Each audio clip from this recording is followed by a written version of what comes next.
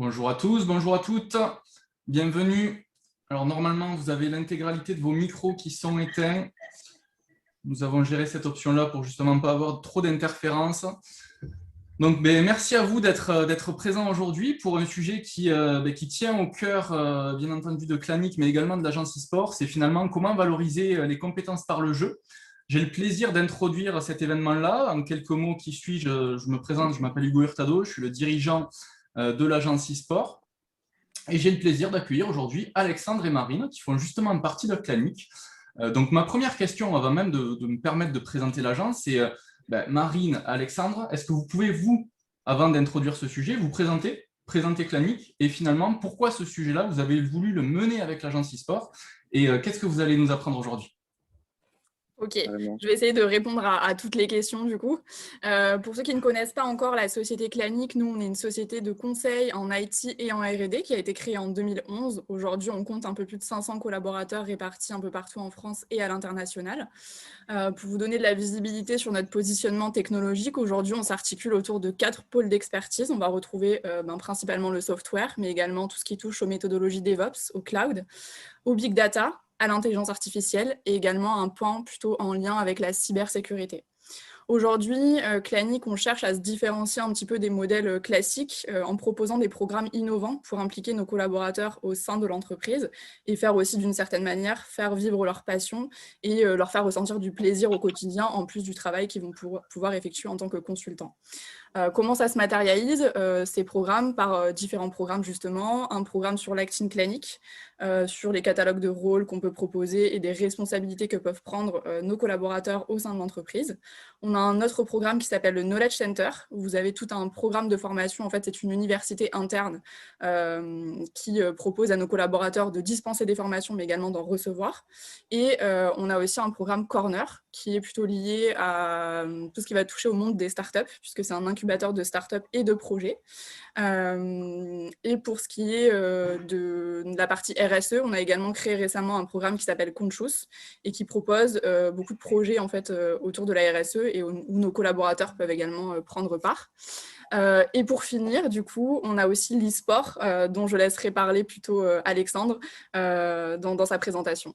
Me concernant, je suis Marine Baccaloni, donc j'ai, pour la petite histoire, intégré Clanic en 2018 en tant que stagiaire, stage de fin d'études, et j'ai bien évolué depuis, puisque en 2021, aujourd'hui, je suis responsable du recrutement sur le périmètre Occitanie, donc je suis rattachée physiquement à Montpellier, mais j'oscille entre Toulouse et Montpellier, donc mon rôle, il s'articule autour de trois casquettes, une première qui est toujours liée à de l'opérationnel, une seconde qui est vraiment liée au suivi et à l'accompagnement de nos collaborateurs dans la vie de Clanic, et un dernier volet managérial, puisque j'encadre une équipe de chargés de recrutement, et j'ai également des projets de développement RH, comme je peux le faire aujourd'hui notamment.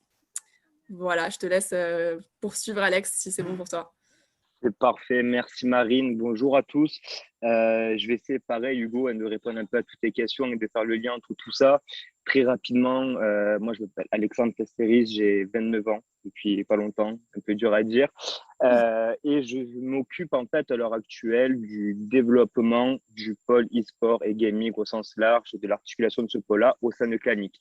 Pour faire un petit contexte, un petit peu un point historique, moi, je suis rentré chez Clanic il y a 5 ans maintenant. Je suis rentré en tant que stagiaire, pareil, dans la communication. J'ai évolué au fur et à mesure. Et l'e-sport a toujours été partie prenante de ma vie. Et j'ai décidé en 2018 de créer un club sur Marseille qui s'appelle Shield e-sport. Club qui s'est développé pendant 2-3 ans et qui, depuis 2021, début 2021, est le partenaire principal et officiel de Clanic. Donc voilà pourquoi il y a aussi ce pôle qui s'est créé là au sein de Clanic. C'est vraiment l'association et le fait d'avoir le lien entre ces deux entités. Et le lien avec l'agence e-sport, Hugo, pour continuer, il est tout simple. En fait, nous, ça fait, côté chez e-sport, ça fait à peu près un an ouais, qu'on est adhérent, un an qu'on travaille ensemble, qu'on échange sur des sujets. Et avec l'accélération de l'e-sport au sein de Clanic, ma prise de poste toute nouvelle, et notre volonté, comme disait Marine, de toujours proposer des programmes, des actions, des événements toujours plus immersifs pour nos collaborateurs et vraiment en fait leur faire vivre ce qui nous passionne. Hein. L'e-sport, ça passionne chez Clanic, c'est pas c'est pas un outil de com. On a décidé justement de venir faire plusieurs actions et notamment ce genre d'activités et de webinaires, on va faire ça comme ça, aujourd'hui. Voilà à peu près pour ma part. J'espère qu'Hugo, ça te fait la passerelle nécessaire. Alors, ça me fait tout à fait la passerelle. Alors, je vais me permettre, justement, c'est intéressant tout ce que vous dites et on comprend bien l'objectif, vos objectifs personnels et finalement la stratégie de Clanic derrière de se lancer dans l'e-sport. L'e-sport, Clanic et Shield e-sport en prennent part depuis quelques mois, à travers aussi l'agence e-sport. Donc, je vais me permettre aussi de faire le lien, présenter l'agence e-sport en quelques mots. L'agence e-sport, qu'est-ce que c'est? C'est en fait un regroupement d'entités, que ce soit des entités publiques, des entités privées, des écoles, des associations, qui veulent s'engager à nos côtés dans l'écosystème de l'e-sport pour justement pouvoir travailler sur pléthore de sujets, que ce soit autour des sujets de la marque employeur, comme ça va être le cas aujourd'hui, que ce soit au sujet du marketing RH, du marketing d'influence, etc., etc. Tous les sujets qui, au-delà de l'e-sport sous sa forme de divertissement, peuvent impacter finalement les entreprises ou le volet grand public. Donc, c'est avec plaisir, si vous avez des questions, que je pourrai y répondre ultérieurement ou que vous pouvez nous solliciter à travers les jeux vidéo. Les réseaux sociaux, pardon. Les jeux vidéo, c'est le sujet du jour. Alors, finalement, Alex, Marine, on a tous des passions, que ce soit justement les jeux vidéo, que ce soit le sport, que ce soit la poterie, que sais-je, une multitude de passions.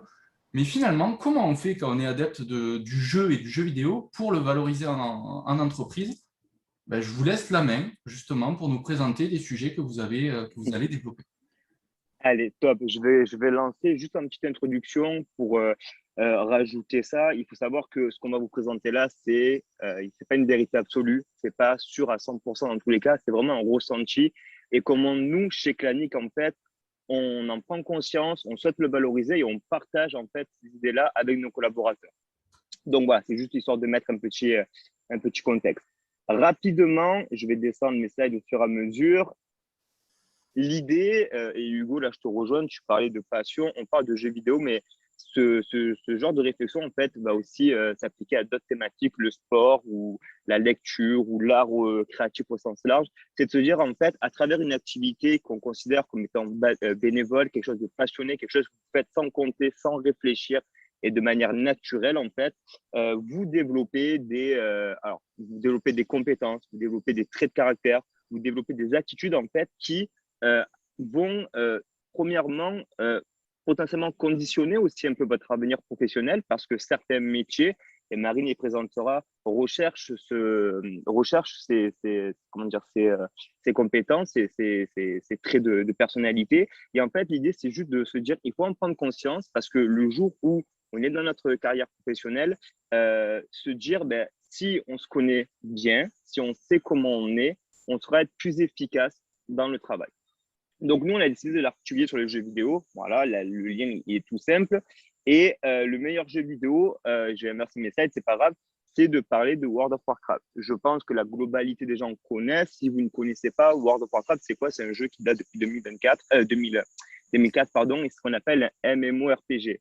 L'idée de MMORPG, en fait, c'est que vous évoluez dans un monde, d'accord, ouvert, dans lequel vous incarnez un personnage. Donc, si on fait un peu de psychologie, un peu fine, entre guillemets, mais c'est comme si c'était une extension de vous que vous jouez dans un univers médialo-fantastique. Donc, vous êtes, entre guillemets, vous-même. On prend WoW parce que c'est un exemple parfait, mais ça peut aussi s'appliquer à d'autres jeux, sans souci. Donc, ce qu'on remarque, en fait, c'est que dans le jeu, ou quand vous jouez, quand vous faites ce genre d'activité-là, il existe plusieurs typologies, catégories de joueurs qui s'articulent autour en fait de ces axes. Et on se rend compte qu'on a souvent des catégories qui s'opposent entre une personne qui va aimer être un player, donc un joueur solitaire, à l'inverse quelqu'un qui va être hyper dans la découverte du monde, dans l'exploration. On a aussi des personnes qui vont adorer interagir avec le jeu, aller au plus profond du jeu. Par exemple, dans World of Warcraft, il y a ce qu'on appelle un mode de jeu qui s'appelle le RP, le roleplay, mais ça existe aussi sur d'autres jeux comme Donjons et Dragons, où là, vous incarnez un personnage avec une personnalité déjà définie, ou alors vous êtes à l'opposé, juste dans le jeu et j'interagis sans aller plus loin avec l'écosystème.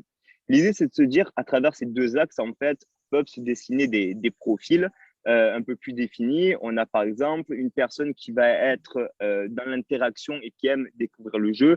On va le considérer comme un explorateur. Une personne qui va aimer être dans l'action et dans le monde va être quelqu'un qui va aller accomplir des quêtes, si on prend toujours parler avec vous, des quêtes, des hauts faits, c'est des actions, des événements importants dans le jeu. Tout ça pour vous dire en fait que si vous prenez 5 minutes au fond de vous et que vous posez la question qui je suis, quel joueur je suis en fait, vous allez vous retrouver. À un moment donné, vous allez vous retrouver et par conséquent, ça va aussi déterminer aussi le profil du joueur que vous êtes. Là, j'en ai listé 4, d'accord, parce que c'est les 4 qui nous sont venus naturellement qu'on a discuté, mais il peut y en avoir d'autres, il peut y avoir aussi des finesses dans la définition. Mais l'idée, c'est de se dire que dans le jeu, on va souvent retrouver ces mêmes types de personnes. On va retrouver le leader, la personne qui va prendre en charge les actions, qui va prendre en charge les projets. Je vais le détailler après. On a aussi une personne qu'on va appeler plutôt le support, qui va être dans la gestion, dans la logistique, dans le jeu. On va appeler le carry. Le carry, c'est un peu, si on fait un parallèle, là, je le fais par rapport au jeu vidéo, mais je peux même le faire par rapport au foot, hein, parce que ça reste un jeu aussi. Hein. Ça apparaît entre le buteur, le numéro 10, qui va toujours chercher à faire le beau geste, la belle passe. Ou si on fait un parallèle sur WoW, ça va être les joueurs qui vont des gros DPS. Sur League of Legends, ça va être les joueurs à la mid-lane, par exemple. Il y a plusieurs types de comparaisons. Et souvent, on a le débutant. L'idée, c'est que ces 4 profils-là, en fait, vous pouvez soit l'être toute votre vie, soit l'incarner au fur et à mesure de votre carrière professionnelle. Bien souvent, on se rend compte que dans une entreprise, surtout quand on sort d'études, on arrive dans une phase de début, enfin, on arrive dans cette phase de débutant. Alors, j'ai pas mis le mot caricatural du débutant qui s'appelle le noob. Hein. Pour ceux qui connaissent le jeu vidéo, ils ont déjà entendu souvent parler. Mais souvent, c'est une personne. Alors, attendez, je ferme le zoom parce que je vois pas. Hop. Souvent, c'est une personne qui va être d'une nature, si on pouvait faire par rapport avec la flèche, mais dans l'exploration, la découverte, l'émerveillement, la recherche d'informations. D'accord. Et puis après, voilà, on a le carry qui est quelqu'un de peut-être un peu plus solitaire, qui va chercher la compétence, qui va chercher à se dépasser, à se surpasser, ce côté un peu tueur qu'on voyait en haut sur la croix, le côté sociable, le côté calme, esprit d'équipe, aussi le rôle du support, pareil. Donc, l'idée, c'est qu'il n'y a pas un profil, il n'y a pas une bonne réponse. Vous pouvez multiplier ces profils-là, mais globalement, c'est ce qui ressort des jeux vidéo et c'est ce qui va aussi peut-être faire le lien ou faire écho dans votre vie professionnelle. Voilà, c'est ces choses-là. Et nous, c'est des choses qui nous sont très importantes pour Clanic, auxquelles on y attache de l'importance au-delà même du poste sur lequel vous allez aller. Et souvent, ces postes-là le demandent. Mais ça, je vais laisser la place à Marine pour en parler. Tu es mute, Marine, par contre. Pardon, excusez-moi. Merci, parce que ça fait parfaitement le lien et la transition justement avec les profils de joueurs, mais qu'on peut aussi retrouver dans la carrière professionnelle. Donc c'est pour ça que j'ai appelé quand le jeu rencontre la carrière professionnelle, et j'ai trouvé une très belle citation de Gandhi, qui justement est très parlante et pertinente par rapport au sujet, et qui disait « Les rudiments de la connaissance sont assimilés au fil des jeux ». Et c'est clairement le cas en fait. Hein. On se rend compte que dès l'enfance et l'adolescence, le jeu il facilite énormément les premiers apprentissages, que ce soit, on apprend les formes, les couleurs, les chiffres, les lettres, et ça va même plus loin, puisque ça nous permet de développer d'autres compétences comme la motricité, se repérer dans le temps, dans l'espace, développer sa mémoire, développer son mode d'expression, ses mimiques. Enfin, ça va vraiment influer sur votre personnalité et vos traits de caractère, comme le disait très bien Alexandre. Quand on devient adulte aussi, hein, le jeu, ça permet de consolider certains acquis qu'on a pu avoir. Ça permet aussi de prendre de la hauteur dans le raisonnement. Donc, ça continue encore, même à l'âge adulte, à influer sur notre comportement. Par ailleurs, les compétences qu'on peut acquérir pendant le jeu permet aussi de définir des objectifs, des buts, de mettre en place des stratégies. On parle notamment dans les jeux vidéo de déplacement, de conquête, de défense, et ça va être un moyen vraiment fort aussi pour développer la créativité et l'imagination. En bref, pour moi, le jeu, il permet de développer certaines compétences, des compétences techniques, des compétences plutôt liées à la créativité, des compétences comportementales. Et ces compétences, finalement, elles se retrouvent clairement dans le domaine, dans le milieu professionnel, et elles permettent de dessiner certains types de profils. qui peuvent être, il n'y a pas, voilà, comme le disait Alexandre, un seul type de profil, il peut y en avoir plusieurs, et c'est des profils qu'on va aussi retrouver chez Clanic. J'ai pris plusieurs exemples pour essayer de représenter un petit peu les différentes typologies de profils. On va retrouver le recruteur, le recruteur tech, qui va être, lui, développer des compétences d'organisation, justement des compétences qui vont permettre de bien gérer son temps, de bien respecter les processus, de répondre à certaines exigences. Il y a des compétences de sociabilité. Quand on est dans le recrutement, il faut être ouvert d'esprit, il faut pouvoir discuter, être avenant, créer du lien, de la proximité. Et il faut aussi être curieux parce qu'on est face à des profils d'horizons totalement différents, qui ont des histoires différentes, des parcours différents, des cursus différents. Et il faut aussi pouvoir s'adapter et poser des questions, être curieux et s'intéresser à la vie de ces gens-là. Voilà, par exemple, pour le profil tech recruteur, on va aussi retrouver le profil plutôt business développeur. Donc là, pour un business développeur, ça va être plutôt le leadership, justement. Comment est-ce qu'on va aller convaincre ses clients de démarrer une aventure avec nous? Comment est-ce qu'on va embarquer les candidats, les consultants sur nos projets? Il y a aussi un esprit de compétition, quand même, puisqu'il faut qu'on puisse faire partie des meilleurs en termes de résultats, en termes de performance, et aussi forcément un âme d'entrepreneur, puisque le but, c'est aussi de développer son business. Donc, c'est un petit peu, on va dire, de l'intrapreneuriat pour moi, enfin en tout cas à mon sens, qu'on peut retrouver sur ces profils. On va retrouver plus dans le milieu de l'IT ou de la R&D, en tout cas en ce qui nous concerne, mais on peut retrouver aussi des chefs de projet dans tous les milieux, mais des chefs de projet où il va falloir avoir des compétences plutôt managériales. Au niveau des compétences managériales, c'est quoi? C'est gérer les difficultés, c'est piloter les résultats, c'est donner du sens. Le leadership aussi pour embarquer ses équipes, avancer dans les projets. Quand il y a des démobilisations, essayer de trouver pourquoi et embarquer aussi à ce niveau-là les équipes.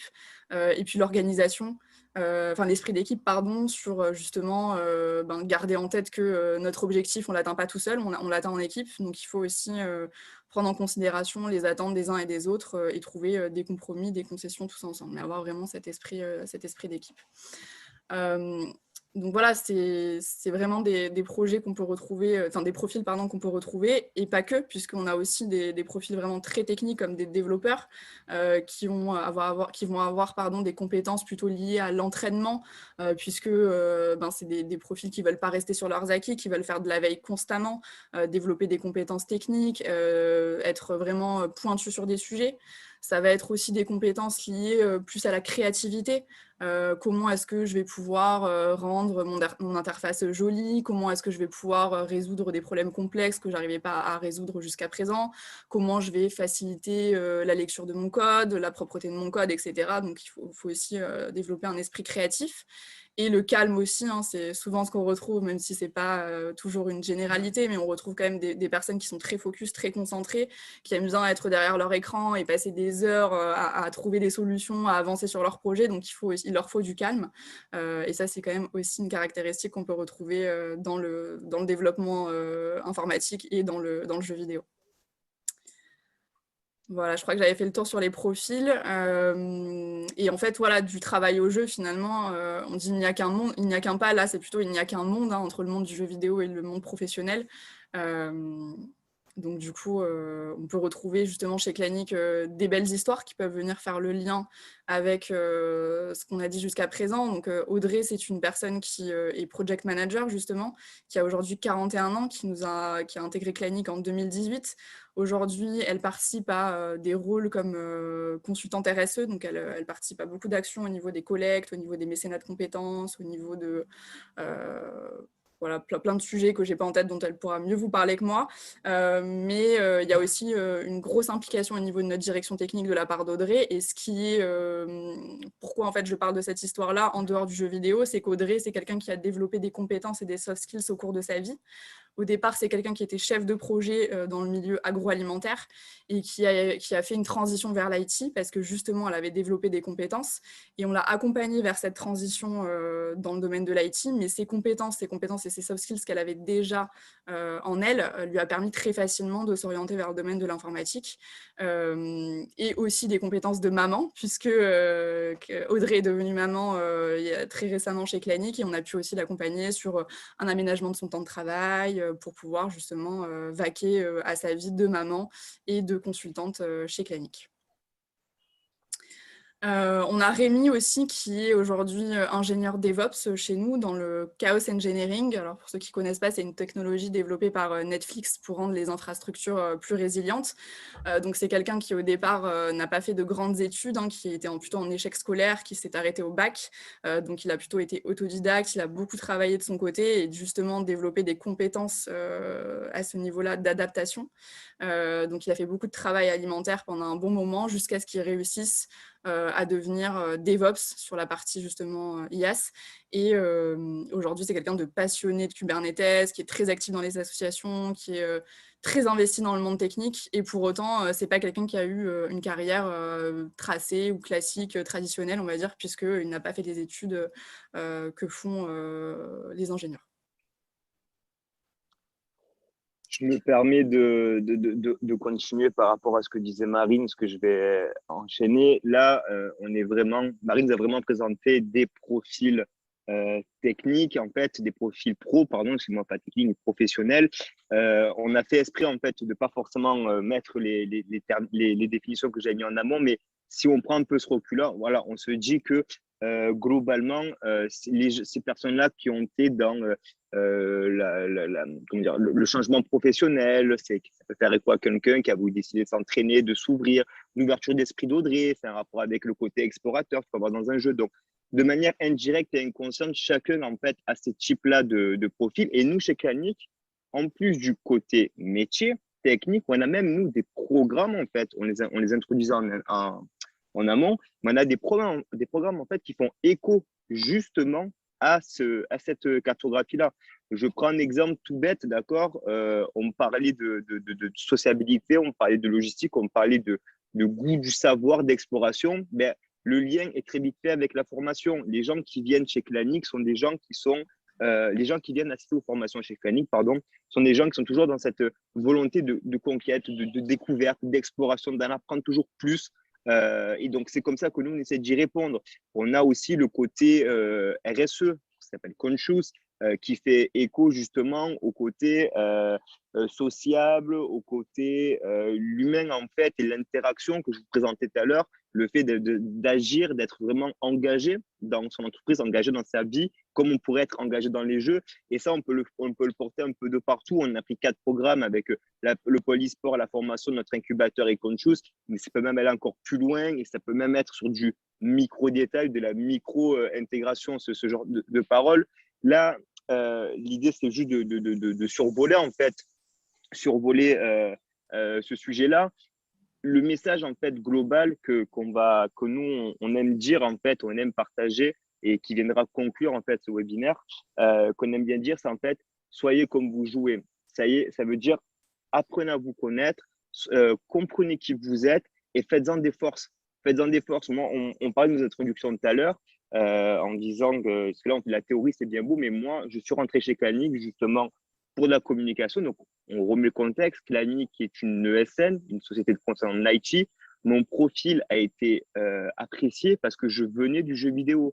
Moi, à l'époque où je postule chez Clanic, je suis community manager bénévole chez Millennium, quand ils étaient encore rue Madagascar à Marseille.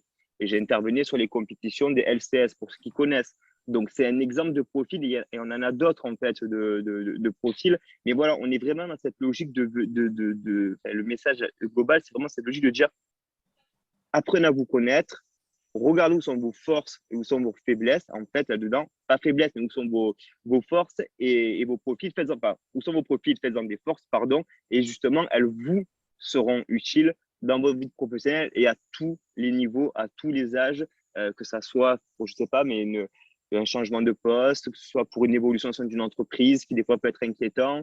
Je sais pas si vous grandissez, vous prenez un poste à plus grosse responsabilité. Mais voilà, dites-vous, est-ce que j'en suis capable? Oui, j'en suis capable. Pourquoi? Voilà, ça va faire appel à ces pratiques-là, ces souvenirs-là. Donc voilà. Soyez comme vous jouez, c'est vraiment le mot d'ordre que moi je vais utiliser pour conclure. Et Marine, si tu veux conclure aussi, je te laisse la parole avec grand plaisir. Non, bah, écoute, je pense qu'on a dit pas mal de choses, mais voilà, en tout cas, c'est vrai que les compétences qu'on développe dans le jeu, elles sont vraiment indispensables. Enfin, pas indispensables, mais on a tendance peut-être à les dénigrer, alors qu'en fait, elles sont hyper importantes. Et au-delà du jeu, voilà, c'est des compétences qui nous, enfin, c'est des choses qui peuvent nous permettre de nous construire, pardon, de nous différencier et d'avoir aussi, enfin, la diversité, je pense, dans une équipe, ça permet aussi d'être créatif, de développer des projets encore plus grands.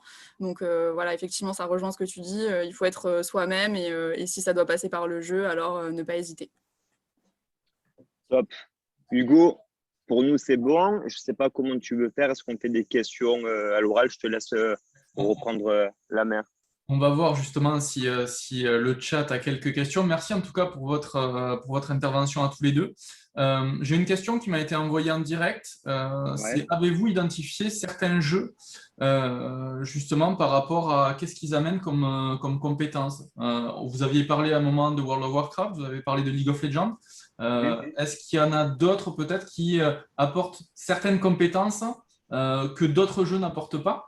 Est-ce qu'on peut arriver à segmenter ça, par exemple, avec Minecraft d'un côté, peut-être, League of Legends de l'autre? Ben, en gros, Hugo, je vais te répondre très simplement. Tous les jeux répondent à un moment donné à une des flèches, à un des axes. Minecraft, c'est quoi? C'est la créativité, c'est l'exploration et c'est du jeu communautaire. Donc, tu rentres dans cette et de l'interaction. Tu rentres dans cette logique-là. League of Legends, on prend l'exemple, il y a 5 postes différents. Pour ceux qui connaissent le jeu, c'est 5 profils différents. Et même au-delà de même, dans les rôles et même dans les, on va ça même plus loin, mais par exemple, quand vous êtes un mid laner, vous êtes un support sur League of Legends, il y a même des profils différents. Vous allez avoir des joueurs qui vont être plus passifs, beaucoup plus axés sur le team play, sur le côté social et l'équipe, et d'autres qui vont être plus dans le profil du carry, qui vont aller justement pousser en fait la compétence, pousser la compétition et aller au maximum de leur capacité, quitte à prendre des risques. Donc, si tu veux, pour te répondre simplement, toute activité, Marine l'a dit tout à l'heure, tout jeu, toute forme de jeu, toute forme d'action bénévole aussi et passionnée dans laquelle on s'implique en fait à un moment donné répondent à ces descriptions. Ok. Voilà. Du coup, donc on voit bien que vous avez le site web sur lequel on peut aller chercher des informations. Comment on peut faire justement si on est un profil, alors je me doute qu'il y a des étudiants qui nous écoutent à l'heure actuelle ou qui vont nous écouter en replay. Je me doute qu'il y a pas mal de profils qui s'intéressent justement à votre type de structure. Comment on peut faire pour rentrer en contact avec vous et se dire qu'au final, on n'est pas quelqu'un un pion dans un échiquier, mais finalement, on est véritablement une personne, on arrive avec nos valeurs, on arrive avec nos passions. Comment on fait pour vous rencontrer? Marine, je pense que tu es mieux placée. Pardon, venez nous voir, hein, écrivez-nous sur LinkedIn. Moi, mes coordonnées sont accessibles sur mon profil, donc vous pouvez me contacter par mail, email, téléphone. Et après, ce que j'aime bien faire aussi, parce qu'on peut avoir tendance de se dire, ouais, c'est bien joli, c'est une chargée de recrutement, elle essaye d'attirer des candidats, mais ce que j'aime aussi faire, c'est partager, en fait, faire des retours d'expérience et donner l'opportunité à nos candidats d'échanger avec des consultants qui vivent vraiment cette expérience-là et comment ça se concrétise dans le réel. Donc ça, c'est aussi quelque chose qui peut être fait pour donner vraiment toute la visibilité sur qu'est-ce que je fais une fois que je suis consultant chez Clanic. Ok. Ben, écoutez, parfait. S'il n'y a pas forcément de questions, n'hésitez pas. Vous pouvez justement lever la main pour prendre la parole oralement si jamais vous avez la volonté de prendre la parole plutôt qu'écrire. Sinon, on va pouvoir clôturer. En tout cas, merci beaucoup Alexandre, merci beaucoup Marine pour votre intervention. C'était pas forcément un créneau facile, on se l'était dit avant justement de commencer ce webinaire, un format justement juste avant les périodes estivales et encore certains sont déjà en congé. Donc merci à tous d'avoir été présents, on a été quand même quasiment une vingtaine, donc c'est plutôt bien pour ce premier format qu'on a voulu initier ensemble. Il y en aura d'autres. On ne va pas en faire trop le teasing, mais en tout cas, on a la volonté justement de pouvoir redonner ce sujet de façon récurrente à différents types de profils, que ce soit des jeunes actifs, que ce soit des actifs depuis de longues années ou encore des étudiants en fin de cycle d'études. Donc, si vous voulez venir à nouveau à notre rencontre, que ce soit à travers Clanic ou à travers l'agence, vous n'hésitez surtout pas. Donc, Alexandre, Marine, encore une fois, merci à vous. Merci à Clanic de nous faire confiance et à Shield eSport de nous faire confiance depuis maintenant un peu plus d'1 an. On se retrouve à la fin des vacances. Merci beaucoup et merci à tous d'avoir été là. Bonne journée. Merci à tous. Merci à tous. Bonne semaine et bonnes vacances à ceux qui partent en vacances. Merci, vous aussi. Bonnes vacances.